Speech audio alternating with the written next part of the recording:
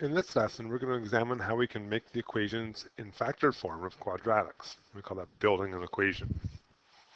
Before we get to it, let's go the other direction.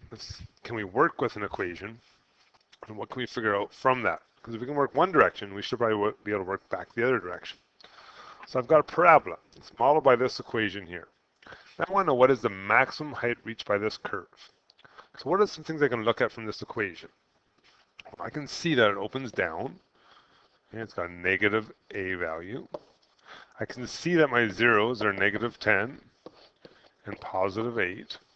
If I were to take the information and draw it out, negative 10 would be over here, positive 8 would be over here. It opens down, it's got to look like this. Well, I'm being asked to figure out the maximum height that we reach. The maximum height that we reach is going to be up here. That's at the vertex. So without ever saying it, I'm asking you to find the vertex. So what's the procedure for a vertex? Well, number one, we need our zeros, which we've got. Number two, we've got to figure out our axis of symmetry. That's our midpoint of our zeros. So let's add them together. Negative 10 plus 8 divided by 2 is negative 2 over 2, negative 1. So I know that that point is at negative 1 and something.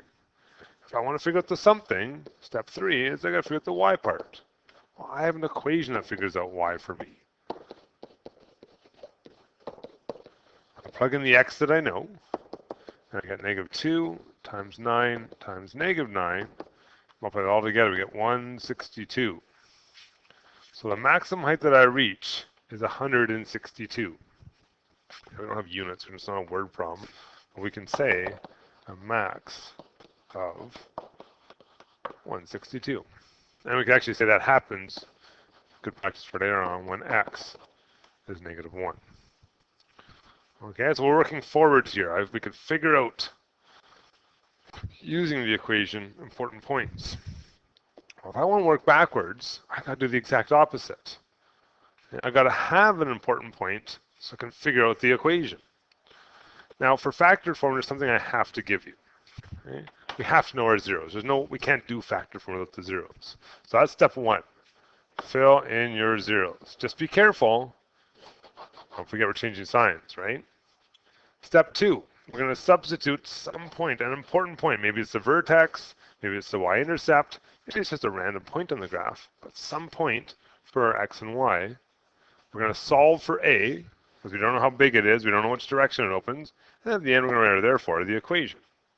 So let's give one of these a try. Determine the equation if the zeros are 6 and 8 and the parabola passes through 3 and 15. So when we say the equation, remember we want factored form. Okay, so step one, let's put our zeros in. Our zeros are 6 and 8, but I changed my sign, so it's minus 6 and minus 8. Step two, we're going to fill in a point that we know. We know this x and this y. This is the same thing we would do if we were solving a linear equation. We want to solve for b. So 15 for y, 3 for x, both spots. And now step 3, we're going to solve for a, which means I do BEDMAS. Brackets first, and I'm going to multiply all this together. We'll get 15a, and I'm going to solve that. So a is 1. And then step 4 are therefore. Okay, so y equals a happened to be 1. It's a standard size parabola, it opens up. And the rest of our equation, x minus 6 and x minus 8. Okay. I want to put a big star next to this a value. This has to be here every time. You have to have the letter A. This is the most common mistake that I see. People just forget to write A in there and they don't solve it. If you don't solve it, you don't know it. Okay, you guys are going to try one. So give it a pause and then we'll try it. So parabola has x-intercepts. X-intercepts are the same things as saying zeros. So just a different word for it. So the first thing we can do is fill them in. So x minus 7 and x minus 3. I need a point to solve for a. They're telling me the y-intercept is 4. Now we know something weird, special about y-intercepts. It's actually a point. What point is that? Well, 4, and there's a 0 in there. x has to be 0, right? We know that for every y-intercept, you always have an x being 0. So y is 4, x is 0. So A, I don't know. BEDMAS, I get -7 and -3. I'm going to multiply it all together, and I'll get 21A. So if I want to know what A is, I can get it by itself. It's going to be 4 over 21. Now that doesn't come out to a nice decimal. So who cares? Let's leave it as a fraction. Nothing wrong with fractions. The fact that it's a fraction tells me that it's a wide parabola. It's less than the number 1. The fact that it's positive tells me it opens up. Don't forget the rest of your equation, the x minus 3 and x minus 7. I changed the order here. Order does not make a difference, okay? There's our equation. Done. All right, let's try a word problem version of this, because we have to be able to interpret math. And most of our course is going to be about the word problems that go along with this. So when a golf ball sitting on the ground is hit, its flight can be modeled by a quadratic function. The ball reaches a maximum height of 25 meters and lands after 8 seconds. Determine the equation of this model. And then what's the height of the ball after 3 seconds? So let's picture this. This is the ground. There's the golf ball. It gets hit. It goes up. It comes back down. Well, that kind of looks like a parabola, doesn't it? Now, with this parabola, we have a choice of where to put our axes. I think it always makes sense to put the axes at the first point, because then I know a number right off the bat. This number right here is 0, 0. What else do we know? The ball reaches a maximum height of 25 meters. So right here, this is 25 meters, which actually tells me that the y value is 25, right? That's your y. And it lands after 8 seconds. So when it hits the ground, I got 8 seconds, or in other words, 8 and 0. And the fact that I have 2 zeros, well, can't I find my axis of symmetry? Isn't it halfway in between those two things? Half of 8 is 4, right? So look at that, I got myself a point. I can figure out an equation if I have 2 zeros and a point. Let's do it. Our equation is x minus s and x minus t. So we start off by filling in our zeros. X minus 0, x minus 8. We need a point. I've got a point. Y is 25, x is 4. I'm going to do some BEDMAS now. Brackets first. I'm going to multiply all of this together. And I get a fraction of 25 over -16. Now, negative signs, they're movable, right? Top, bottom, or in front. So I think a better version would be putting the negative sign on the top. So when I write my equation, I'm going to put the negative sign up with the 25. Okay, x minus 0 and x minus 8. And there's my factored form. Now to give myself a clue if I'm on the right track, does my a value, in particular the sign of it, at least match the picture? That's an easy mistake to make if I don't do that. My parabola opened down, and I had a negative a value, so that gives me a hint I'm on the right track. All right, second part of this question.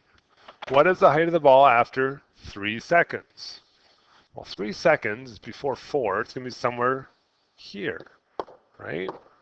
Now, I want to know what happens when x is 3. I can figure that out by using my equation. If x is 3, then y equals -25 over 16. X is 3. X is 3. Okay, now 25 over 16, if you want to use the decimal, totally fine. But make sure you have the entire decimal, right? 5, 6, 2, 5. If not, use the fraction button in your calculator, which you should be comfortable with, and just leave it at 25 over 16. And I get from my calculator, again, keep all the decimals so we're exact, 23.4375. So after 3 seconds, a golf ball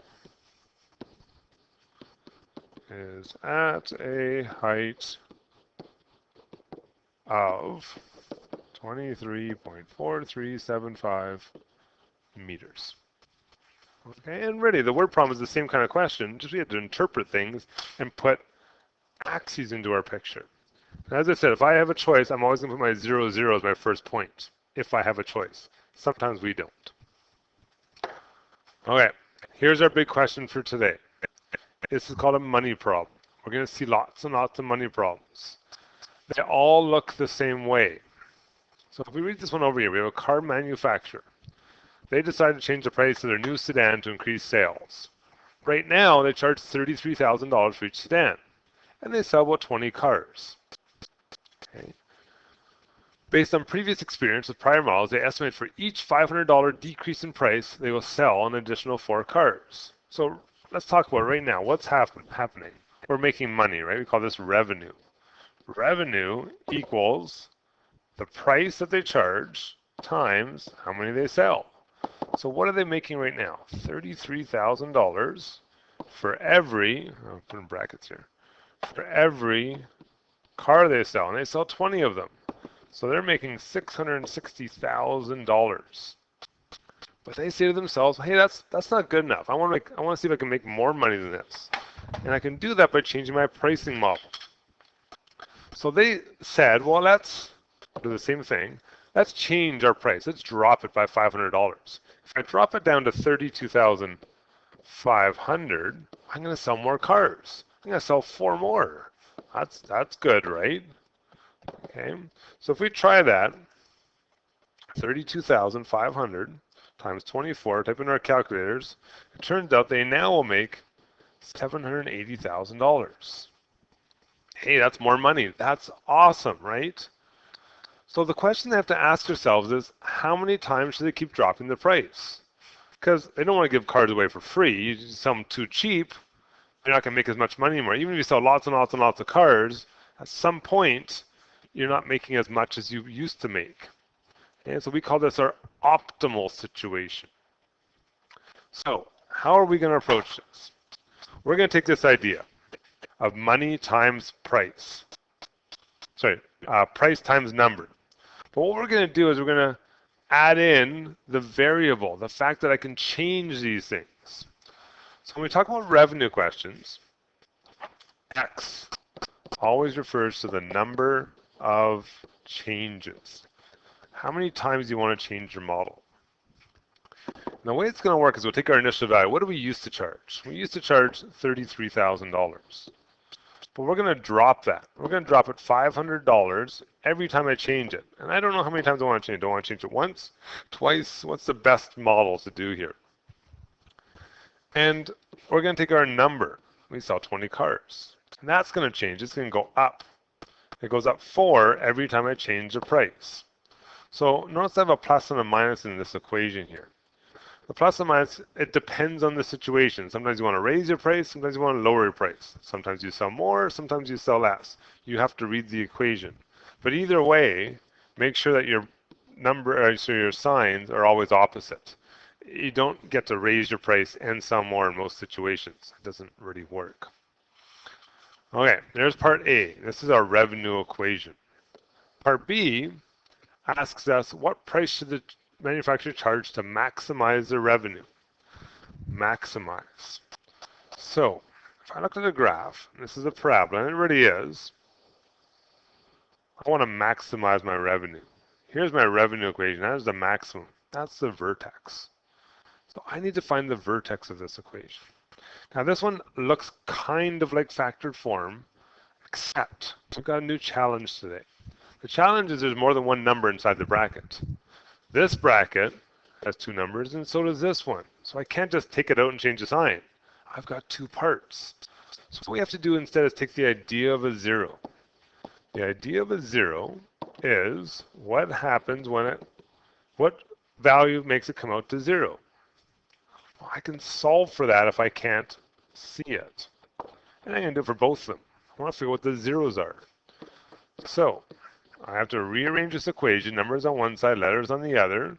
I'm going to take 33,000 divided by 500, and I'll get my x value.